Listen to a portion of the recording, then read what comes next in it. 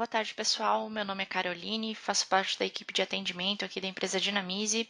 Eu vou apresentar para vocês hoje um webinar sobre algumas configurações e ferramentas essenciais para quem realiza e-mail marketing. Então, algumas vocês já podem conhecer, algumas novas ali, ou que vocês não tenham muita familiaridade. Eu vou fazer um overview sobre as principais. Então, vamos lá. Uma das primeiras informações que a gente quando começa a utilizar uma plataforma de e-mail marketing, a gente solicita umas configurações, que são elas SPF e DKIM. Eu trouxe esse relatório, esse gráfico, que foi o próprio Google que demonstrou no site deles.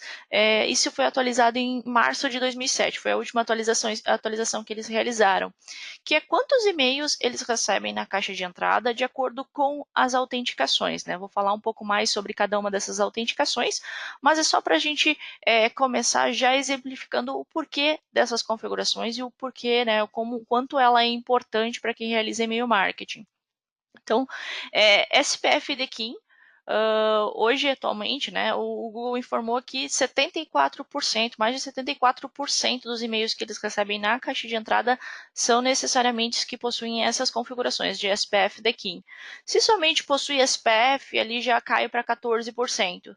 Se não tem nenhum tipo de autenticação, eles informam que 8,6%. Então, e já só o DKIM ali já em torno de 2%. Então, você vai ter uma entrega muito menor se você não tiver alguma dessas configurações, no caso aqui SPF DKIM. Vou falar um pouco mais sobre outra configuração, mas aqui forçando a ideia do SPF DKIM, não ter essas configurações hoje já impacta ali de 70% a 80% nos resultados da campanha de e-mail. Então, é importante para vocês hoje utilizarem o próprio domínio, né, utilizarem a própria marca da empresa para realizar envios, mas que ele seja totalmente autenticado, né? Então, que ele seja um envio confiável.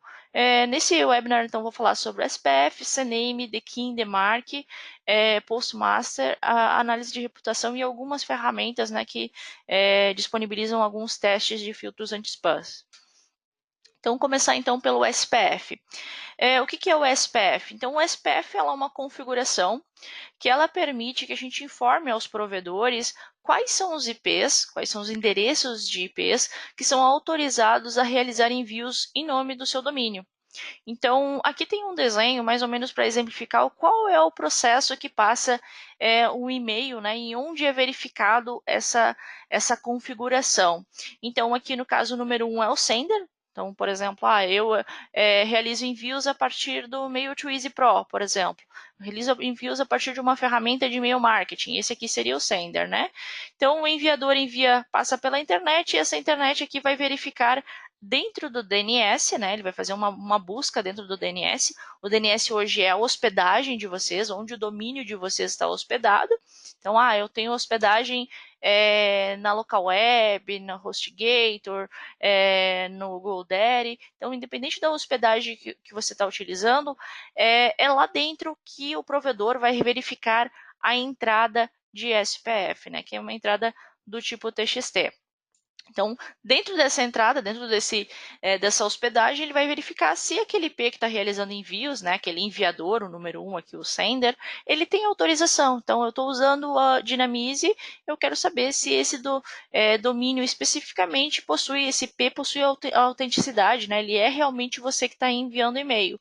Se ele passar, aí ele vai para as próximas etapas, para os próximos filtros, né, que o provedor mesmo tem.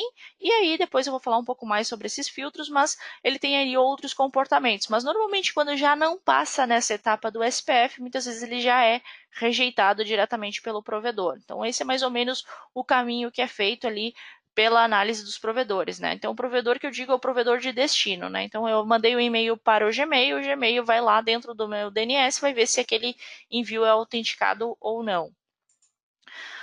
A gente tem uma plataforma online, né, uma página que é meuspf.com, que permite que vocês consultem o domínio de vocês. Ela é uma página aberta, você pode colocar no navegador, digitar meuspf.com, aqui como está aparecendo na própria página. Você vai digitar o seu domínio e a gente vai informar quais são as informações que hoje você possui no seu domínio. Eu coloquei aqui um exemplo, aqui o próprio domínio da Dinamize. Esse é um exemplo de consulta real, até inclusive fiz hoje essa consulta para dar esse exemplo para vocês. Nesse caso aqui, todos os protocolos de SPF, eles começam, né, com V igual a SPF1, é uma nomenclatura ali padrão para informar para os provedores que essa é a entrada de SPF. E ele vai ter, então, uma série de o que a gente chama de includes ou IPs, né? Então, aqui eu poderia ter um IP diretamente, mas nesse caso aqui, quando se tem uma plataforma ou um sistema mais complexo, ele tem uma include. Nessa include estão diversos IPs alocados dentro dela, né? Então, aqui é um exemplo onde no domínio da Dinamize a gente tem a include do Google, né, que é essa aqui. Essa é porque a gente utiliza o nosso próprio webmail, é do Google. Então, a gente precisa que essa include esteja ali dentro. Então, mesmo que eu não utilize uma plataforma de e-mail marketing, quando eu fui lá e fiz uma configuração de um novo endereço ou de um provedor de e-mail, ele precisa dessa include porque todo o processo de autenticação, quando a gente envia um e-mail a um destinatário, é avaliado, seja ele envio de e-mail marketing ou não. E aqui também tem a include do MKT2Easy, que é a nossa plataforma, e aqui uma plataforma que a gente utiliza para chamados, né, que é o Freshdesk, que é similar ao Zendesk ali, e ele vai também possuir uma include, porque a gente utiliza a própria plataforma para responder os e-mails e ele utiliza então o nosso domínio para envios. Então, uma das informações que vocês podem fazer hoje o teste é ver quais são as plataformas hoje dentro do domínio de vocês que está sendo autenticada, né? Que vocês estão dando permissões para que possa fazer envios em nome do domínio de vocês. Certo? Então, dentro então de cada uma dessas includes, como eu disse, ele tem uma sequência de IPs, né? Uma série de IPs, ou seja, quando eu fizer um envio @dinamize, qualquer um desses IPs que estão aqui dentro dessas includes estão autorizados a utilizar, né? Autenticados para usar o domínio @dinamize.com. Certo? Então, só para exemplificar um pouco mais como funciona, né, a entrada de SPF, se vocês quiserem ver hoje se existe algum serviço que vocês estejam utilizando e que não está autenticado, ou vocês desconfiam que não esteja autenticado, pelo próprio webmail, quando você recebe o e-mail, você consegue verificar se o provedor está autenticando, se está correto o SPF, CNAME, SPF, DKIM e DMARC. Né? Então, vou mostrar aqui para vocês como vocês fazem essa consulta no Gmail. Né? Então, esse é o e-mail que a gente realizou pela plataforma. Ele é a partir aqui é a minha conta de Gmail. Se você clicar aqui na flechinha ao lado, ele vai ter uma opção que é mostrar original. Nessa opção de mostrar original, ele vai direcionar então para o código-fonte, né, do cabeçalho do envio, e ele já vai ter 3 informações aqui que é bastante importante para a entrega do e-mail de vocês, que é o SPF, o DKIM e o DMARC. Então, verifiquem se todos eles estão com a opção Pass, que é passou, né? Passou no teste de SPF, passou no teste de DKIM e também de DMARC. Então, se vocês não têm DMARC ainda, vou passar aqui como que vocês podem criar essa entrada de DMARC, mas são 3 autenticações que o Google, que é um dos maiores players de e-mail, verifica e que é de extrema importância para uma entrega de e-mail de qualidade. Então, verifiquem isso hoje, façam um envio de teste para vocês mesmos, ou um envio real, ou abram um e-mail que vocês já tenham realizado a partir da plataforma de e-mail marketing ou qualquer outro serviço que vocês utilizem e analisem para ver se SPF, DKIM e DMARC estão validados corretamente. Caso tiver alguma coisa diferente do PES, tem algum tipo de problema nessa configuração, né? Então, seja que você não está usando um IP autenticado ou está algum erro na sua configuração de SPF, certo? A próxima configuração, a de CNAME, ela é mais utilizada, ela é mais recomendada quando você trabalha com e-mail marketing, principalmente por questões quem utiliza agências ou faz em outros locais a própria criação da peça, do e-mail, do HTML. Por quê? O que significa a configuração de CNAME? Ela é um subdomínio do seu próprio domínio. Acontece seguido, às vezes as pessoas acabam utilizando, eu sou um cliente e a agência hospedou o meu HTML lá dentro do servidor dela. No momento em que alguém hospeda o HTML, ele vai hospedar as imagens, né, ela vai ficar com o link da agência, por exemplo, ou de outro serviço, e no momento que ela fizer isso, Quando você realizar o envio do e-mail, além de estar sendo verificada toda a entrada de SPF, se você é autenticado, a reputação do seu próprio domínio, vai ser analisado também os links que estão dentro do HTML, ou seja, todos os links das hospedagens lá por exemplo, que estavam lá dentro da agência vão ser analisados. Se ele não tem uma boa reputação, você vai acabar sendo impactado pela reputação de outro serviço, né? Então, a configuração de CNAME, ela permite isso, permite qualquer dado que você colocar, qualquer link que você colocar dentro da peça do e-mail de vocês, seja com o nome da empresa de vocês, seja com o domínio da empresa de vocês, né? Então, dentro da Dinamize, a gente informa que todos os links, todas as informações que vocês colocarem que tenham um link ou uma peça, uma imagem hospedada, vão ser direcionadas com o domínio de vocês. Então, vai ficar o nome da entrada, ponto, o seu domínio. Por quê? Porque é isso que vai ser analisado pelos provedores, né? Então, isso é bastante importante, principalmente para que vocês não sejam afetados por qualquer outra reputação que não seja de vocês. Então, a gente já teve vários casos de clientes que acabavam utilizando, por exemplo, hospedagens gratuitas, alguns outros locais, e aquele link da hospedagem ficava com o link de outro local, e tinha clientes que faziam processos errados, né, nesse local que ele hospedava as imagens, e ele acabava sendo impactado no e-mail dele porque continha links de outros locais. Então, é importante pensar que todos os links que vocês inserem no e-mail de vocês, seja links que vocês vejam ou não, né, pode ser o link da própria imagem sendo hospedada, ele é analisado pelo provedor, então ele tem uma reputação. Então, importante ter uma configuração de CNAME ali para que tudo fique com a identidade do próprio domínio de vocês. Além disso, ela serve de outras formas, como acompanhamento, traqueamento da própria URL, né? Então, outras ações. Seguindo aqui, então, a gente tem a próxima configuração, que é o DKIM. Então, o que seria o DKIM? O DKIM é uma segunda chave de autenticação. Além, então, a gente tem a configuração de SPF, que vai lá e informa qual é o IP autorizado. A configuração de DKIM ela é um pouco diferente, então, ela garante a autenticidade do remetente. Então, quando você cria uma entrada de DKIM, normalmente ela é um código bem extenso, né? Ela tem um código criptografado que todas as mensagens que você enviar, ela vai com uma mensagem, né, com um código. Ou seja, o provedor que receber, ele vai conseguir ler esse código e ver se realmente aquela mensagem é sua, se ela foi autenticada corretamente, porque ele consegue bater com a leitura, né, que ele vai fazer dentro do seu DNS da entrada prévia de DKIM. Então, ela é uma segunda autenticação. Então, como eu mostrei lá no primeiro slide, é uma autenticação que impacta bastante entregas, Gmail, Hotmail, qualquer um desses provedores. Ela é obrigatória hoje para quem realiza e-mail marketing. E ela vai ser também outra que vai impactar ali na configuração de DMARC. Então, o DKIM ela é uma chave, né, um código que vai em todos os e-mails de vocês para garantir que o remetente é realmente vocês. Então, ela vai impactar de todas as formas ali dentro da entrega do e-mail.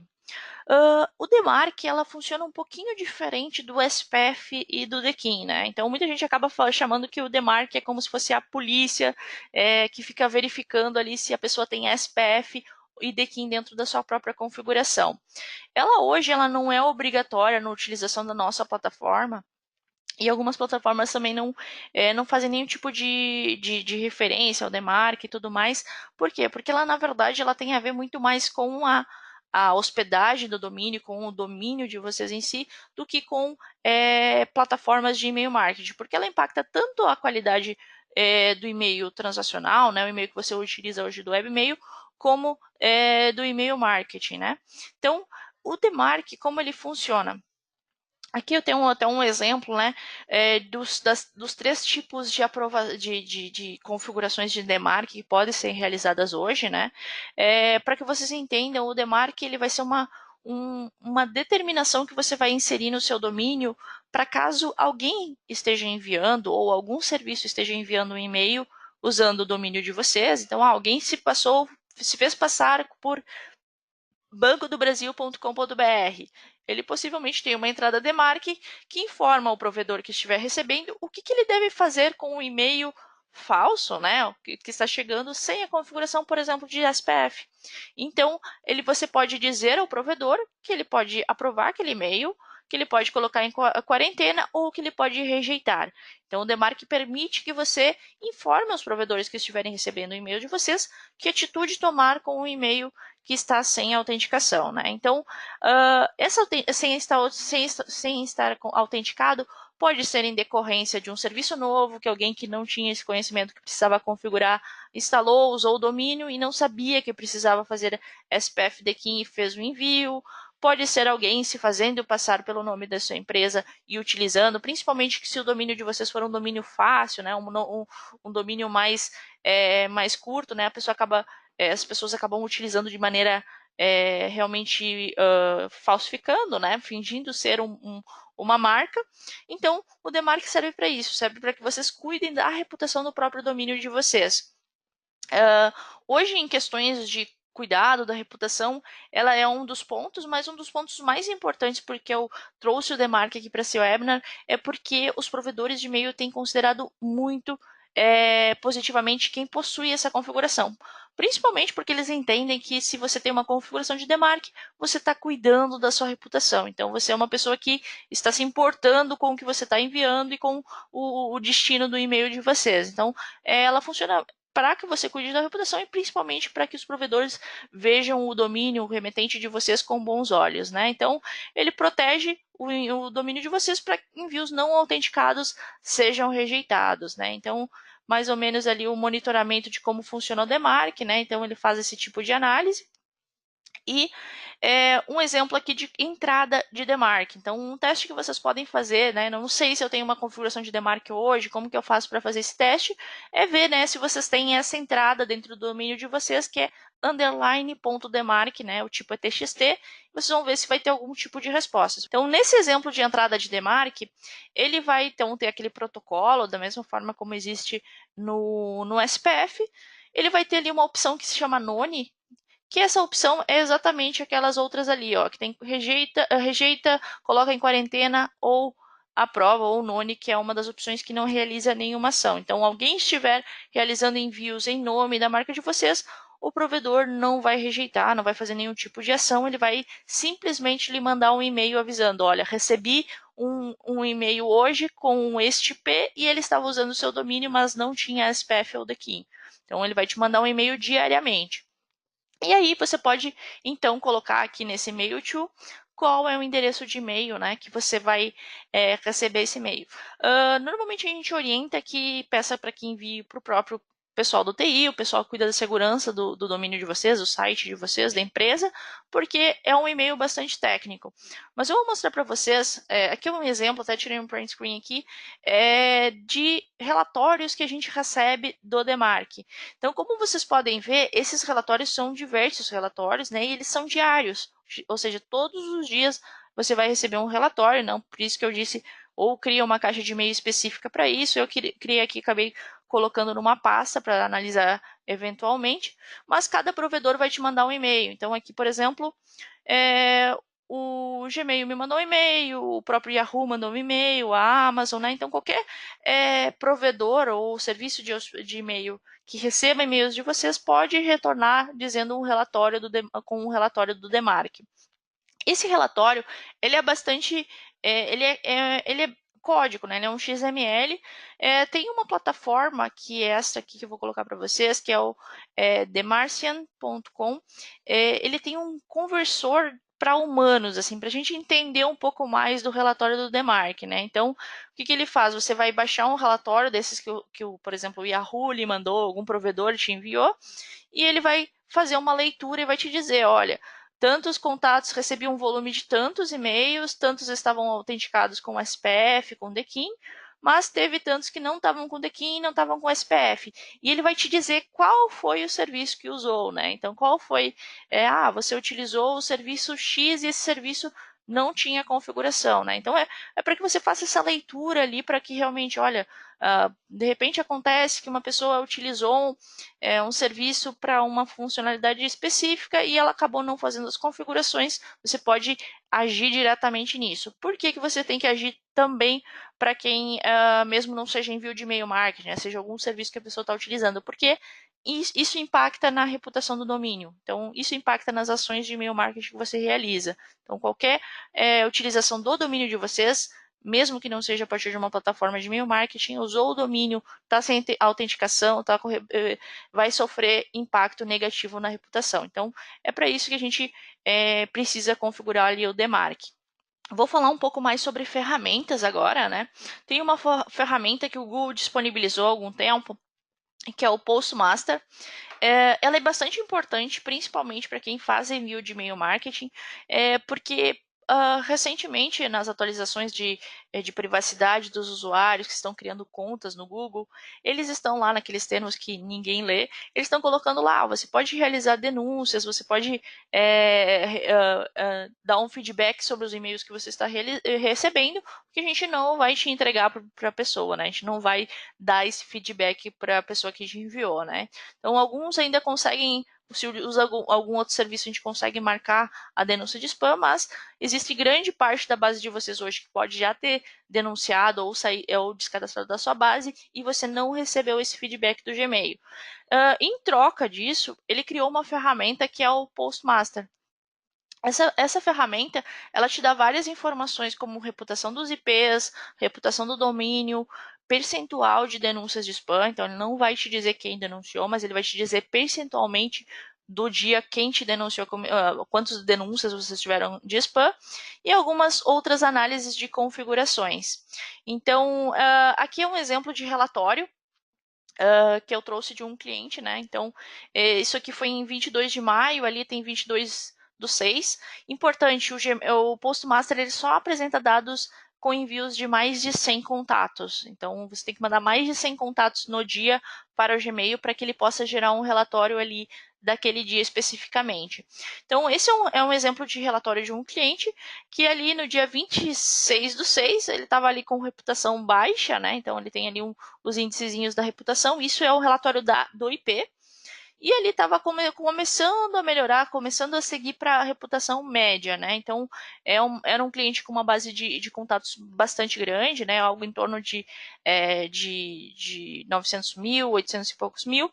E ele acabava mandando para todo mundo, né? Fazia tempo que eles não faziam envios de e-mail, acabava enviando para todo mundo, queria saber quem existia, quem não existia, e isso acabou realmente logo no início impactando diretamente na reputação dos IPs e também do domínio. Então, o Postmaster ele também te dá uma reputação do domínio. E como vocês podem ver, no passar do tempo que ele melhorou tanto a reputação do IP, ele melhorou a reputação do domínio. Ele começou a chegar à média ali, né? Então, isso em 26/6 ali. A gente fez um trabalho com esse cliente para que ele realizasse as configurações de DMARC, eles não tinham DKIM também, eram algumas configurações que faltavam. Sugerimos, então, que eles fizessem algumas ações de descanso de base para as pessoas que eles já tinham mandado e não tinham interagido, limpado alguns contatos da base que realmente eram contatos provedores que não existiam mais, contatos onde possivelmente havia erros de digitação na inserção do contato, né? Então, ele começou a trabalhar um pouco mais em engajamento. Isso aqui foi em novembro, né? Então, isso aqui do mesmo cliente, em novembro, a reputação do domínio dele chegou à alta, né? E aqui a reputação dos IPs. Então, em novembro ali, então passou ali quase 4, 5 meses, ele começou então a ter reputação alta depois desses ajustes, né? Então ele fez as configurações, ajustes nas configurações, segmentou a base e começou a fazer descanso de base também, que é uma funcionalidade que a gente tem que, se o contato não interage, você já deixa ele de lado por um tempo para que ele volte a interagir em outro momento. Então, isso já impacta diretamente no resultado, porque ele era uma base ali bem grande, de 800 mil, fez ali uma redução dessa base com contatos que muitas vezes já não veriam interagir, que já estavam dando erros temporários, já eram contatos que nunca mostravam abertura, diminuiu um pouco a base, mas aumentou o percentual de abertura e muito. Então, uma base ali de 800 mil, isso em um percentual 3 ou 4% já é um volume gigantesco de aberturas e com certeza ali de conversões. Então, fazendo esse tipo de tratamento, essa ferramenta ela possibilita que a gente analise quais são os dados, né? Quais são as autenticações que o próprio Google analisa. Então, ali que ele está analisando o DKIM, o SPF e o DMARC. Então, já analisei clientes onde ele não tinha o DMARC, no momento que ele fez a configuração de DMARC, a reputação do provedor, a reputação do domínio do cliente subiu no mesmo momento, né? Então, isso já vai trazer uma grande diferença nos resultados fazer essa configuração. Outra ferramenta que tem para análise, mas isso é especificamente para quem utiliza infraestrutura dedicada, que é uma da Microsoft, né? Então, para quem faz envios para Hotmail, Outlook.com, MSN, Live, então todos esses provedores eles são analisados a partir dessa ferramenta aqui, que é o Smart Network Data Service da Microsoft. Ele precisa necessariamente que você utilize infraestrutura dedicada, porque a configuração é feita em cima de IP, né? Então você precisa, aquele IP precisa ser seu, né? Porque quando você utiliza a infraestrutura compartilhada, essa propriedade ali fica compartilhada com outros clientes. O legal dessa ferramenta é que ela te dá informações como, por exemplo, a quantidade de volume que você enviou nas datas, né? E ele te dá também um filtro de reputação do IP, né? Se está verdinha, ela tá bom, se está amarela, ela tá média, e se ela tá vermelha, ela tá ruim. Ele te dá também a taxa de percentual de denúncias, né? De reclamações aqui de complaints, e também de spam traps. Então, aqui, quantidades de spam traps.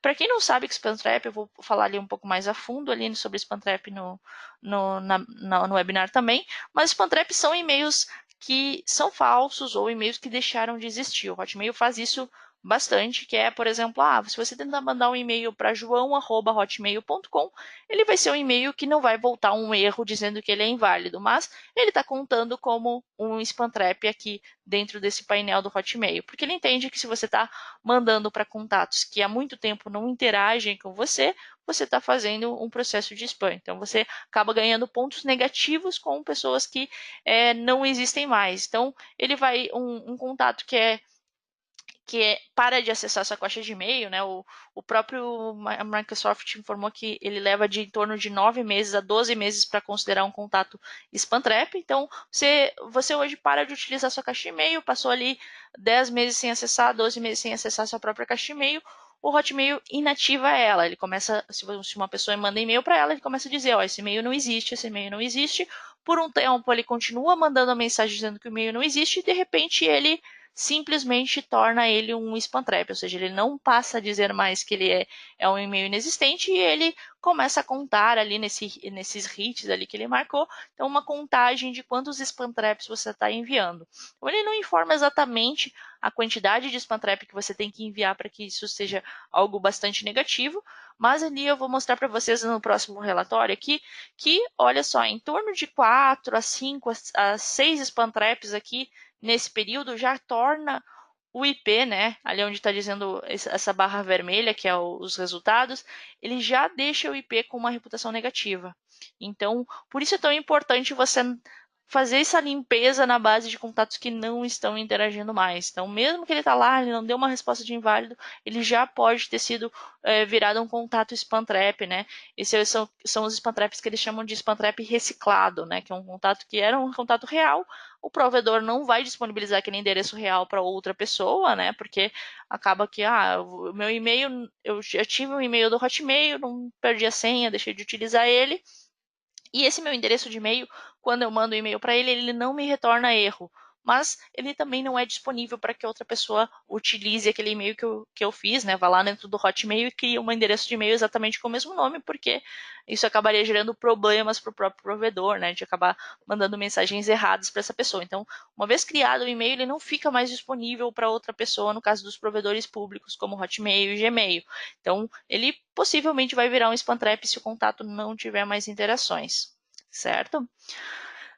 Falar um pouco sobre filtros anti-spams, só um breve aqui sobre isso. No momento que você realiza um envio de e-mail, você pode passar por 3 filtros diferentes. Então, tirando todas aquelas questões de autenticidade, existem vários tipos de filtros que o seu e-mail pode passar. Um deles é o filtro do próprio provedor. Então, no caso da Dynamize, a gente usa o G Suite, né, o e-mail do Google. A gente tem regras do próprio Google para saber se o e-mail é spam ou não.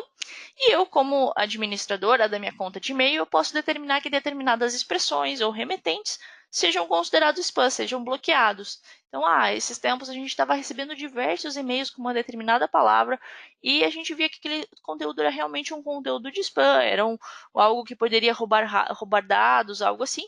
E a gente foi lá e caracterizou que aquela palavra, se ela tiver em algum e-mail, ela deve ser bloqueada, ou seja, aquele e-mail pode ser um e-mail falso. Então, existe o filtro do provedor, que muitas vezes a gente conhece algumas palavras, alguns conteúdos, mas a própria empresa pode realmente aplicar, né? Que aqui é o filtro corporativo, eu posso aplicar regras dentro da minha própria empresa. E depois disso, ainda existe um outro filtro, no caso da pessoa utilizar um gerenciador de e-mail. O gerenciador de e-mail é o Thunderbird, o Outlook, o programa Outlook, né, o Microsoft Outlook, ou qualquer outro serviço de e-mail que ela usa para gerenciar a caixa de e-mail dela. Então, o mais comum hoje, mais utilizado, acredito ainda, é o próprio do Outlook, né, o Microsoft Outlook, que ele sim tem um próprio serviço de filtro anti-spam que ele aplica aos e-mails recebidos. Inclusive, existem algumas, quando você configura a sua própria caixa de e-mail do Outlook, tem algumas configurações que você pode dizer, olha, se chegou na minha caixa de spam do meu web e-mail, você não traz essas informações para o teu Outlook, você nem traz essas informações para a caixa de lixo, por exemplo, né? Então, muitos dos e-mails já podem ser filtrados diretamente ali. Então, por isso que ele é utilizado ainda bastante ainda nas empresas, porque acaba fazendo uma limpeza ali dos dados.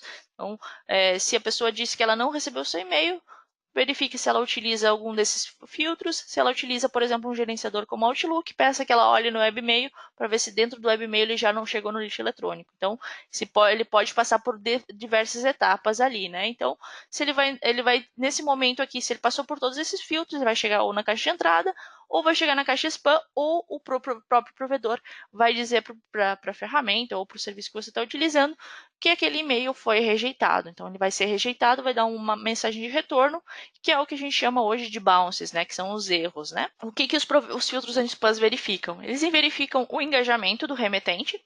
Esse engajamento significa quantas pessoas estão abrindo, respondendo, clicando nos e-mails de vocês, estão interagindo com o remetente de vocês, o remetente que vocês utilizam. Então, esse engajamento é uma das ações que são mais verificadas pelos provedores, principalmente para o Google, né? O Google ele considera muito a questão do engajamento. Autenticidade, né? Então, aquelas configurações que a gente passou antes, né? Configuração de SPF, de DKIM, de DMARC. A reputação do IP que está enviando, né? Então, por isso é tão importante analisar a reputação do IP que você está utilizando. A reputação do domínio do remetente. Então, reputação do próprio domínio que você utiliza, né? Então, por isso a entrada de demarque, porque se outra pessoa está utilizando de maneira errada o seu domínio, de nada adianta você utilizar outro serviço, a reputação vai ser a mesma, você vai continuar seguindo a mesma reputação. Todos os links do envio vão ser verificados, né? Então, qualquer link que você inserir no seu conteúdo, no seu e-mail, vão ser verificados. Se você, por exemplo, tentar fazer um teste de mandar um e-mail utilizando o seu remetente que está autenticado, com uma boa reputação, e colocar um link que hoje está, por exemplo, de um encurtador, um que é bastante utilizado, que é o bit.ly, tem vários encurtadores, outras ferramentas que as pessoas utilizam, que elas são utilizadas por diversas pessoas, inclusive por pessoas que fazem spam, por pessoas que mandam vírus para outros serviços, porque ele é realmente algo público que qualquer pessoa utiliza. No momento que você coloca um dado desse dentro do seu e-mail, essa é uma reputação que vai ser analisada, você vai acabar sendo impactado pela reputação de outras pessoas. Então, cuidem qualquer tipo de link que vocês inserem dentro do e-mail de vocês. E aí também tem aquele conteúdo das palavras do e-mail, né? Então, muita gente pergunta, eu não coloquei nenhuma palavra que pontua negativamente, mas você tem todos os outros parâmetros que estão sendo analisados. Mas as palavras ainda pontuam bastante, principalmente para provedores menores, né? Então, eu decidi, eu tenho uma empresa, tenho um provedor de e-mail, vou usar um filtro anti-spam padrão, né? Então, existem alguns filtros anti-spam que ainda são nessa questão de mais conteúdo. Outro que é realmente mais engessado, que ainda verifica bastante palavra pontuada negativamente, é o Microsoft Outlook. Por isso eu falei bem antes sobre isso, sobre ela utilizar um gerenciador de e-mail, porque o Microsoft Outlook, por exemplo, tem esse filtro de palavras-chave que ele não faz uma análise como completa, ele verifica a palavra. Verificou, tem essa palavra, isso pode ser spam. Então, isso pode impactar ali no resultado de vocês. Então, muita gente pergunta, não pode usar essa palavra? Pode usar. Então, realmente, vai depender do público de vocês e qual tipo de provedor ele utiliza, qual gerenciador ele utiliza para isso impactar ou não, né? O ideal é realmente fazer testes para ver se isso vai gerar um resultado negativo ou não. Falar um pouco mais sobre ferramentas, né? Tem uma ferramenta que é o MX2Box, não sei se vocês já utilizam, já utilizaram. Ela é uma ferramenta que permite fazer diferentes testes, né? Um teste é aqui, ele vai ter uma opção que é MX, para ver se você tem uma caixa de MX. MX significa que é o Mail Exchange, né? Ou seja, você tem uma caixa de e-mail. Então, algo importante para vocês que realizam de e-mail marketing, às vezes a pessoa decide, vou criar um e-mail, um domínio, vou registrar um domínio somente para envio de e-mail marketing, para não impactar no meu domínio próprio, algo assim. Então, nesse momento, vocês precisam ter uma entrada de MX, que é uma verificação que aquele endereço de e-mail que você criou possui uma caixa de e-mail válida, existente, né? Então, porque se o provedor receber um e-mail de vocês, a ideia do e-mail é que você mande um e-mail e você receba a resposta. Se ele receber você mandou um e-mail para o Hotmail foi lá no seu provedor, no seu e-mail, no seu endereço de remetente, viu, olha, esse endereço de e-mail não tem um MX, como que ele quer que eu receba essa mensagem se ele nem tem uma caixa de e-mail para receber a resposta? Então, MX é uma configuração básica para quem faz e-mail hoje. E aqui nessa ferramenta ela também disponibiliza uma função de buscar sobre blacklist, né? Então ele verifica, ele faz uma varredura tanto no IP como no domínio de vocês. Se você digitar o próprio domínio de vocês, ele vai fazer uma varredura para ver se existe alguma blacklist que está listado, né? Algum serviço de blacklist, né? Blacklist, para quem não sabe, são empresas, né, que acabam registrando de alguma forma o comportamento dos contatos ou algum denúncias ou algo assim. Você acaba entrando dentro dessas listas negras e possivelmente algum provedor consulta essa lista, né? Então tem provedores que consultam blacklists específicas, mas se você acabar enviando para um provedor que consulta essa blacklist, o e-mail de vocês pode ser bloqueado porque você está listado nesse local. Então, aqui é um exemplo de consulta, ele vai te dizer qual é o provedor, qual é o serviço, a blacklist que está te listando, e você pode ir lá, ele tem uma opção de detalhes ali que ele vai te informar como é que você faz para consultar a blacklist, como você faz para retirar, remover o próprio IP desse local, né? Normalmente a gente orienta os clientes que solicitem a hospedagem, que faça essa limpeza, né? Então, é comum clientes que utilizem, por exemplo, uma hospedagem compartilhada, eles compartilharem o mesmo a mesmo range de peso, e aí quando entra uma blacklist entra todo o range de peso e você acaba sendo impactado, né? Então isso quando você usa uma hospedagem do domínio, né? Então tomem cuidado com questões da hospedagem para ver se o domínio de vocês acaba não caindo em blacklist por um comportamento de outros usuários. Outra ferramenta que faz essa análise de blacklist é essa Multi-RBL. Ela faz uma análise mais a fundo, né? Então aqui eu fiz um teste, inclusive, daquele encurtador, que é o bit.ly, ele que o pessoal acaba utilizando bastante dentro dos e-mails, dentro de publicações, redes sociais e tudo mais. Mas ele é um encurtador que está sendo utilizado por diversas pessoas. Então, ele constantemente ele está em blacklist. Então, se você coloca um link no seu e-mail desse link encurtado, né? Então pode ser bit.ly barra alguma coisa, você está utilizando a reputação de outras pessoas e você pode estar impactando o seu próprio resultado, né? O resultado do seu próprio e-mail a partir de reputação de outras pessoas, né? Outra ferramenta que vocês podem fazer um registro gratuito e fazer esse tipo de teste é o Sender Score da ReturnPath. Ela permite que você faça a consulta tanto por IP como por domínio, e ela te dá algumas informações como o volume de envios, sua pontuação, né? Ele tem uma pontuação de 0 a 100, cada IP que você utiliza, ele tem uma reputação de 0 a 100, e ele vai te dar uma reputação desse IP, né? E ele informa também se o volume de denúncias é alto, se o volume de denúncias é baixo, se o volume de envios é baixo ou se ele é alto, né? Então, algumas informações sobre IP que são bastante interessantes. Mais para a relação de teste de conteúdo e também de autenticidade, essa ferramenta meio tester, se vocês não conhecem, ela é uma ferramenta online você pode fazer, você criou a própria peça de e-mail, você pode fazer um envio de teste para o endereço que eles disponibilizam no momento. E no momento que você mandou o e-mail, ele já te dá um retorno, uma resposta sobre a qualidade do seu e-mail. Ela permite que vocês façam até 3 testes por dia. A parte disso ela é paga, mas é legal ali que você já consegue ter uma base do conteúdo do e-mail de vocês. Pode ter alguma coisa que pode impactar, ou se as configurações estão corretas, ou se tem algum link blacklist, ou se não está uma boa proporção de texto e imagem, tem algum tipo de conteúdo que você não pode utilizar. Então, é um teste gratuito ali que é legal fazer. Tem essa outra ferramenta que é o Litmus, litmus.com. Ela é uma ferramenta paga, mas ela te traz bastante informações, né? Você faz um envio de teste para você está usando uma plataforma, por exemplo. Você vai pegar o seu conteúdo e você vai fazer um envio de teste para os endereços que ele disponibiliza e ele vai fazer diversos testes. Ele vai te dar uma pontuação, né, em coisas que são de um impacto menor, de um impacto crítico, e ali ele vai te dar um resultado. Então, ele verifica todas as configurações, né? Então, de SPF, DKIM, DMARC, TLS, né? Todas as autenticações aqui, o filtro de autenticações.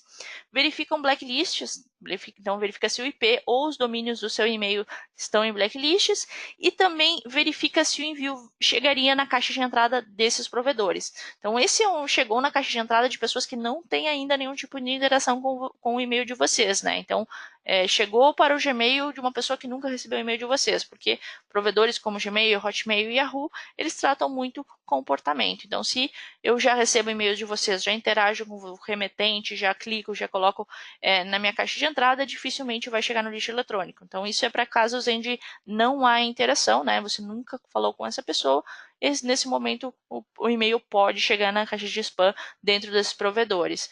E ali ele também dá uns filtros de anti-spams, né? Então, quando o provedor recebe o seu e-mail, ele usa algum filtro específico, ele vai te dizer, olha, se você usar você mandou um e-mail hoje, o Outlook.com considera o cifrão como algo que menciona uma grande quantidade de dinheiro e isso pode impactar negativamente. Então, o Outlook, o serviço de Microsoft Outlook, gerenciador de e-mail, se você utilizar a palavra sexta-feira, você já vai ganhar pontos negativos, porque ele vai pegar a palavra sex do sexta-feira e vai dizer que isso é negativo e é possivelmente um conteúdo adulto e ele vai negar o seu envio. Então, os filtros anti-spam são sempre um somatório de coisas que eles consideram negativas para que considere cair na caixa de spam ou não, né? Então, o ideal é que a gente tente ao máximo diminuir esse somatório para que as coisas que a gente tem conhecimento, que a gente sabe que são negativas, impactem, né? Impactem menos possível e que as coisas que a gente não sabe, né, acabem não trazendo um retorno tão negativo na nossa campanha.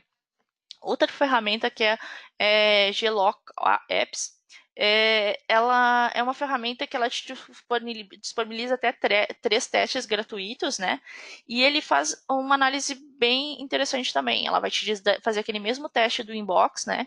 Então, quantos percentuais de provedores receberiam o e-mail de vocês na caixa de entrada, quantos receberiam na caixa spam e quantos nem não tivesse retorno, não chegasse a nem receber, né?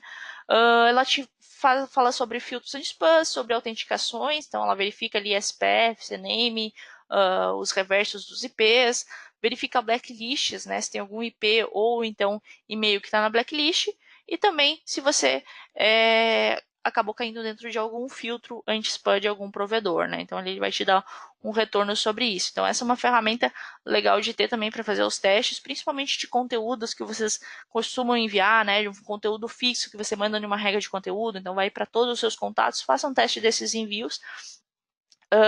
Falando agora um pouco sobre os erros, né? Então, só resolvi incluir nessa apresentação algumas coisas sobre os erros para que a gente tire algumas dúvidas, né? Então, hoje a gente tem 2 tipos de erros que podem acontecer nos e-mails, que são os erros hard bounces e os soft bounces, né? Então, são os erros definitivos e temporários. Falar um pouco sobre os erros, porque eles impactam na reputação de vocês, impactam nessas coisas que a gente comentou ali sobre o resultado. Então, o erro definitivo é quando a gente tenta mandar um e-mail para o provedor e ele diz, olha, esse endereço de e-mail não existe ou esse domínio não existe. Então, isso é um erro definitivo, a gente não vai tentar mandar novamente para esse e-mail, esse é o comportamento padrão das plataformas de e-mail, que você tenta mandar um e-mail, recebeu a mensagem que ele não existe, não manda mais. Por quê? Porque o volume de envios que você manda para provedores que não, para o provedor de e-mails que não enviam mais, acaba impactando no seu resultado, ou seja, acaba sendo bloqueado por esse volume. Então, tem provedores como Terra, Wall, Ball, que eles falam até no próprio site, dizendo assim, olha, se você mandar mais de 10% do seu envio de e-mails inválidos, você vai acabar sendo bloqueado aqui. Então, por exemplo, se você mandou para 100 contatos do Terra, 10 eram inválidos, possivelmente num próximo envio o remetente, o IP de vocês, vai estar bloqueado por um tempo, né? Então, eles desbloqueiam depois de um tempo, mas isso vai fazer um impacto negativo. E os erros temporários é erro onde de forma temporária acontece essa rejeição, né? Então, fiz uma alteração na minha hospedagem, acabei fazendo um envio sem o SPF, possivelmente vai gerar um erro temporário dizendo assim, olha, não estou recebendo esse seu e-mail porque ele não está autenticado. Então, erros como caixa cheia, bloqueio por conteúdo, bloqueio por blacklist, isso tudo é temporário. Mas é importante vocês tomarem cuidado nesses erros temporários, porque se o volume for muito grande, isso vai acabar impactando nos resultados de vocês. Então, eventualmente você tem que fazer uma limpeza ali desses erros para ver o que realmente a pessoa vai voltar a receber. Se, por exemplo, você mandou para um contato há mais de 6 meses e ele continua como caixa cheia durante 6 meses, ele não vai voltar a receber, ou possivelmente essa pessoa mudou de endereço de e-mail. Então, o ideal é que você tenha, que você limpe esses contatos, você remova da sua base, porque, voltando àquela questão que um dos parâmetros mais analisados pelo provedor é engajamento, se você está mandando para contatos que não existem, ou não estão mais abrindo a caixa e-mail, você vai baixar o seu nível de engajamento, né? Então, isso tem que ser tratado. Eventualmente, você faz uma limpeza nesses contatos que são temporários, porque vai impactar, né? Então, aqui alguns exemplos de erros temporários, né? Tem limite de provedor, né? Um provedor aceita até um determinado limite, servidor indisponível e não autorizado grupos, né? Que são grupos fechados de e-mail, que se você estiver mandando e tiver esse erro, dificilmente essa pessoa vai receber novamente e-mails de vocês. Aí você tem que ter autorização para enviar e-mails para aquele endereço. E os erros definitivos endereços que não existem mais, né? Então, por algum erro de digitação ou algum tipo de problema similar, né? Então, erros de digitações mais conhecidos, a nossa plataforma hoje ela faz algumas correções quando você importa, né? Então, digitou um e-mail gmail.com.br, que é o mais comum das pessoas errarem, porque o Gmail só tem .com, qualquer tipo de erro similar assim que a gente já mapeou do nosso lado, a gente faz a correção, mas ainda existem outros erros que a pessoa acaba importando e não percebe e está mandando para o endereço errado, né? Então, isso normalmente são os erros definitivos. Aqui eu falo um pouco mais sobre os spam traps, né? Então, são endereços de e-mails que parecem ser reais e não retornam erros. Frequentemente, os provedores transformam endereços em spam trap, né? Que não são mais utilizados e são monitorados ali também por blacklists, né? Não só o provedor faz isso, como a blacklist pode criar os seus próprios endereços de spam trap. Para minimizar, então, o risco de ter spam trap na base, é utilizar o Double Opt-in, é uma das opções, né? Então, Double Opt-in é quando uma pessoa se cadastra no seu site, ela recebe um segundo e-mail confirmando que aquele endereço é realmente real. Fazer uma manutenção frequente da base de contatos, né? Então, contatos que já foram válidos em algum momento, então eles podem se tornar spam traps, né? Então, mesmo que tenha tido visualização há 5 anos atrás, se o endereço nunca mais visualizou seus e-mails, ele pode ter virado um spam trap. Outro caso comum de spam trap, né? Eu falei que esse e-mail onde o Hotmail utiliza, que ele reabilita o endereço que era existente para se tornar um spam trap, é o que a gente chama de spam trap reciclado. Mas existem outros tipos de spam traps que são esses que são mais fáceis da gente identificar, que são endereços parecidos com endereços reais, que parecem ser erros de digitação, mas eles são spam traps que muitas vezes são criados pelas próprias blacklists para identificar quem está mandando e-mails para quem não tem interação, né? Então, existem alguns endereços, Hotmail, Gmail, por exemplo, alguns endereços que são muito similares aos existentes e que realmente pode impactar ali no provedor, né? No resultado de vocês dentro dos provedores, né? Então, alguns dados ali que isso pode, como você faz muitas conexões, isso pode, quando você faz muitos envios por exemplo, tem uma base de 200 mil contatos. Quando você faz um envio para 200 mil contatos, cada provedor, né, que recebeu o seu endereço de e-mail, ele vai fazer uma consulta no seu serviço de hospedagem, no seu DNS.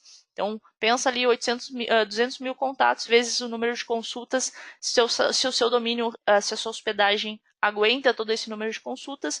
Se ela não aguentar, você pode ter erros, né, de validações de SPF, porque a própria hospedagem ficou instável ou não conseguiu responder todas as requisições. Então, por isso que o domínio de vocês tem que estar numa hospedagem legal, que responde corretamente, que tem o mínimo possível de indisponibilidade quando você realiza e-mail marketing. Outra coisa que vocês têm que monitorar sempre é as caixas de e-mail abuse, postmaster, que seja do seu domínio, porque normalmente quando um provedor recebe algum tipo de denúncia, algo assim, eles acabam respondendo, um data center recebe, ele acaba enviando essa notificação para uma dessas caixas, né? Então vocês podem ter sido notificados alguma dessas caixas antes de acabar entrando numa blacklist no domínio de vocês, não fizeram o tratamento ou não responderam isso e eles acabam te colocando numa blacklist. Então vejam se vocês têm essas caixas de e-mail, se ela está sendo monitorada pela equipe de vocês. E falando um pouco mais sobre dados, né? Então os motivos da denúncia de spam aqui em maior volume é a frequência muito alta de envios. Então, por isso, fazer esse tipo de tratamento, de segmentação, de questionar os contatos, qual o volume realmente que eles querem receber. Não lembra de ter cadastrado, aí depois, em segundo lugar, o conteúdo não é relevante ou os e-mails não são personalizados. Então, o que é realmente maior, assim, que acaba gerando muito mais denúncias, é a frequência de envios. E a manutenção de base de contatos, o que vai trazer um impacto maior na entregabilidade dos envios, ali disparado, ali 60%, a limpeza e atualização da base de contatos, né? Então, isso é que realmente vai fazer um impacto positivo na base de vocês hoje nos resultados, né? Na entrega na caixa de entrada nos envios, é a limpeza da base de contatos, né? A relevância para os destinatários ali no segundo momento, né? E ali os outros momentos, mas limpeza da base de contatos é hoje o que faz um impacto muito positivo na entrega dos e-mails de vocês. Aqui estão os meus contatos, né? Se alguém ficou com alguma dúvida ou tem alguma coisa que queira acrescentar, alguma outra configuração que eu não abordei, ou ferramenta que não abordei também no webinar, também pode me encaminhar um e-mail. Se vocês tiverem alguma dúvida sobre alguma das configurações que eu passei também, ou quer saber se tem alguma coisa que está configurada, ou as próprias ferramentas de testes ali que eu passei, se vocês tiverem algum conteúdo que vocês enviam hoje, querem testar o conteúdo em alguma dessas ferramentas, vocês podem mandar um e-mail ali também que eu posso disponibilizar o teste para vocês. Agradeço a todos pela atenção. Tenham todos uma boa tarde.